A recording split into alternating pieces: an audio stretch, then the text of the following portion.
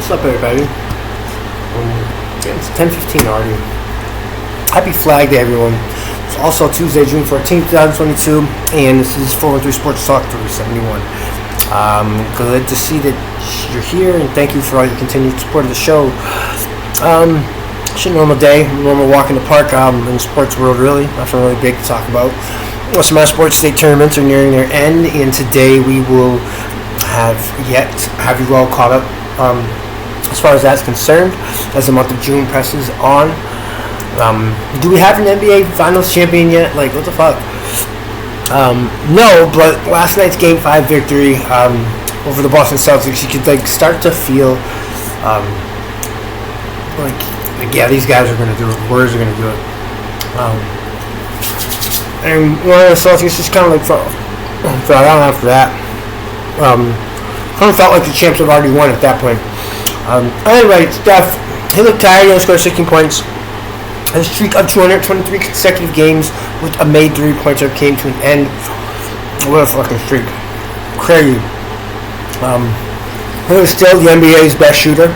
I will never shy away from saying that.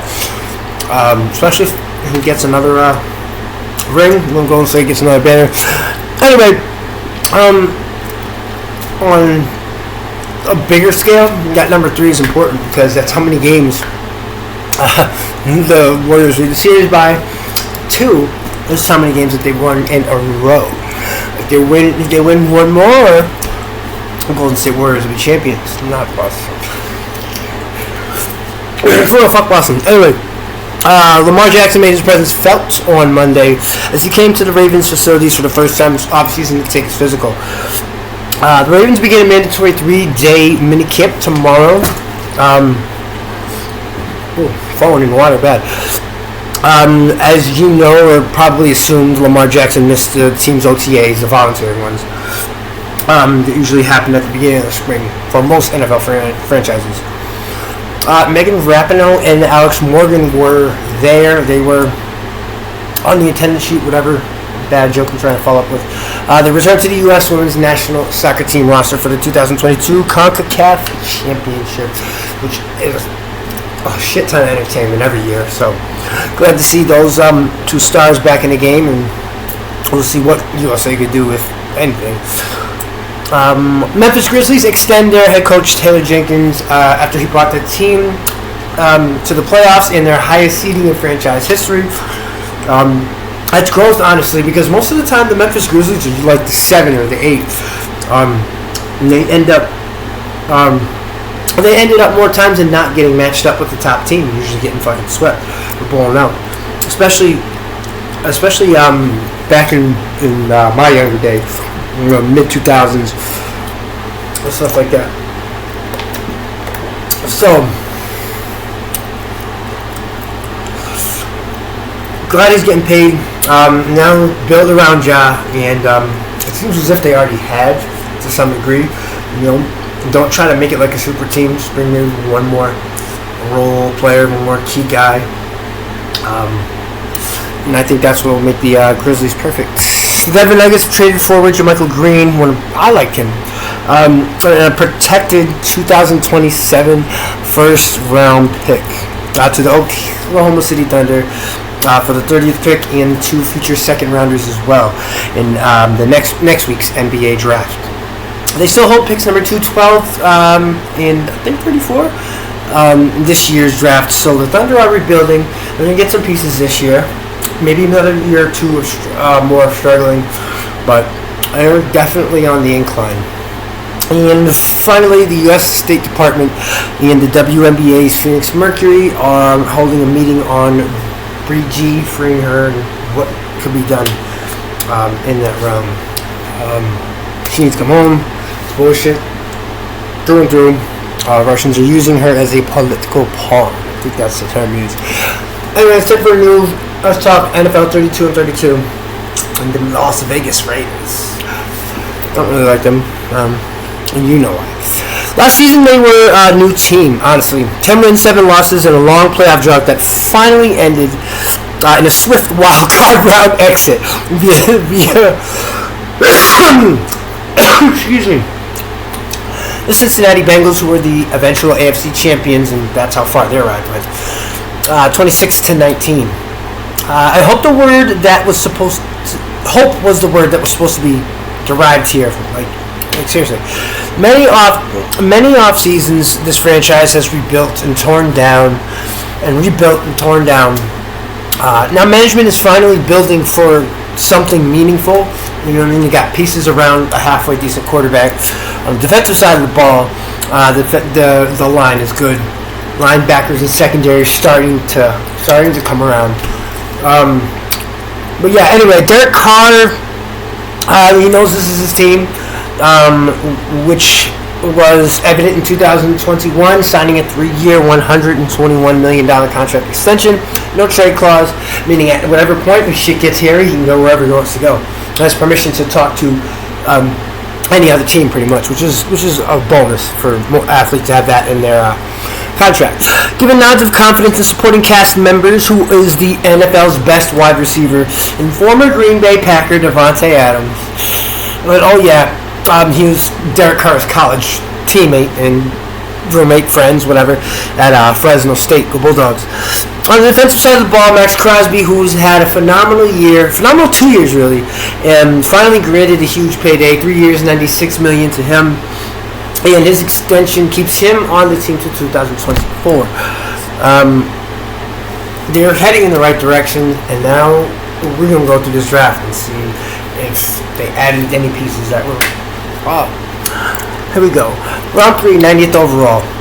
Dylan Parham is a guard from Memphis. Know nothing about him. Round 4, pick 122. Zamir White, halfback out of Georgia. They ran a 2 halfback system, and I think Zamir is better of the 2. I thought he was better at times than James Cook. But they complemented each other's running styles so effectively. Strengths being on opposite spectrums, but White is electricity in human form. Zamir is an absolute fucking burner. He's great in the passing game. Vast knowledge of Georgia's run-heavy system allowed him to gain most of the playing time in 2021. And Cook was hurt here and there. And this showed in what he was able to do collegiately his entire career. National champion, he gained 2,043 yards on 382 carries in 37 career games. He isn't going to do much in the receiving game initially. As I told you guys, I think that's the one thing that he might need to polish up on. He's fast. But not to say he's not going to have a good career. He just has those red flags along with some injury concerns as well working against him. I love this pick though, and he projects to be a better professional than collegiate player. Who else do they have? Round 4, 126 overall. Neil Farrell, defensive tackle and hybrid from LSU. About him. Matthew Butler, defensive tackle out of Tennessee, the Volunteers. He picked him in the 5th round. 175th overall. Round 7, pick 238. Thayer Munford Jr. out of Ohio State. I do know a little bit about him. This is another depth chart thing, because Ohio State just had fucking good players stockpiled at every fucking position. And guys like the tight end who went in like the 4th round, who was mainly a blocker, sat as the 3rd tight end for freaking at least 2 seasons. Guys come out to the combine and they impress. They have good numbers and they end up having good professional careers. And this is something you're going to see from a lot of the Ohio State products, honestly. So yeah, Thayer Munford, he's good. And that is it for the Las Vegas 2022 NFL Draft. Yeah, please let me know how I did on that. Raiders kind of... this is a funky draft for them. It's kind of like every year. To do something good, then do something bad. Like that kid out of Bama, they took Alex Woodward. They took him at fucking 17 2 years ago. Like and they had what's his face, Evan Neal's, the guy who played on the other side of Evan Neal. There's so many offense. Brady Christensen. There's so many better offensive tackles that could have gone before Alex Leatherwood. That's his name, Alex Leatherwood. But Nonetheless, he is going to eventually be a great pro as well. Yeah, so there it is. NBA Finals. Game 5, Golden State 104, Boston 94. Golden State leads the series 3-2. They won 2 games in a row, and I think the third one is coming Wednesday. Tomorrow night? Wednesday? Yeah. Go Warriors. That's it for NBA. Let's talk college baseball. Number 2, Stanford over UConn, 10-5. The pesky UConn Huskies been beating people lately. And number 14, Auburn Tigers over Oregon State Beavers. 40. Yeah. That's it. Let's talk MLB. Atlanta over Washington 9-5. Philly over Miami 3-2. Toronto over Baltimore 11-1. Chicago White Sox over Detroit Tigers 9-5. St. Louis over Pittsburgh 7-5. Texas over Houston 5-3. You see, leave them Stros alone. San Diego 4. Cubs 1. Cincy 5. Arizona 4. San Francisco Giants 6. Kansas City Royals 2. And Minnesota over Seattle 3-2. That's it for MLB. Let's talk Western Mass sports. There's a whole bunch of stuff we missed. From Sunday, 6/12/2022, boys baseball state tournaments quarterfinals for divisions 3 and 5.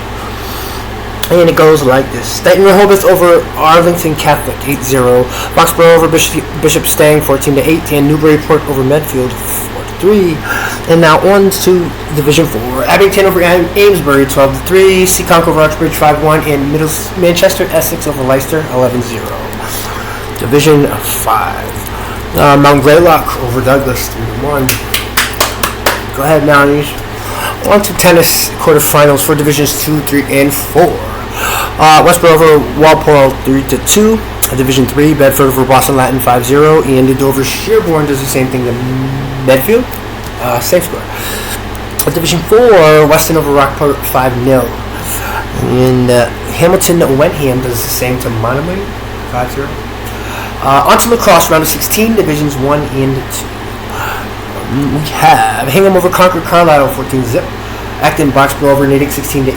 And Franklin over Andover 12-7.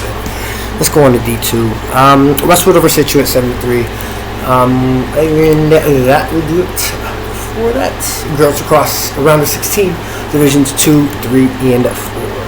Dartmouth 10, Burlington 9. Division 3, Weston 18, Essex Tech 6. Ouch. Division 4, Mount Greylock over Mashpee 14-3, and now tennis.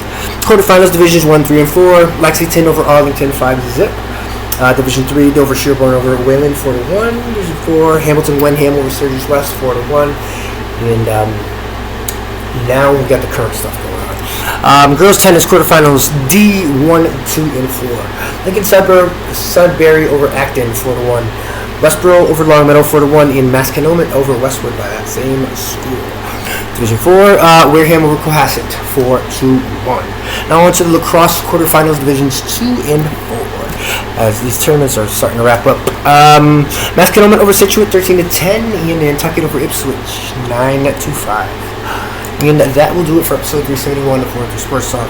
Check back here tomorrow for everything Western Mass. Sports. NFL 32 and 32 comes back as well. We just did Raiders. So it's the Broncos tomorrow. So please don't miss that. And if you haven't seen already, 413 Sports Talk Conversations, we'll be sitting down with 2 legendary Polio Purple Knights next Wednesday at 4 over there on that field, right in the middle. We're going to be right in the middle of the H. Me, Quinn Cawley, and Jael Cabrera. Until next time, folks, love you all, wishing up a health, wealth, and success. Sorry for that, Courtney. It's my bad. No, seriously, have a good day.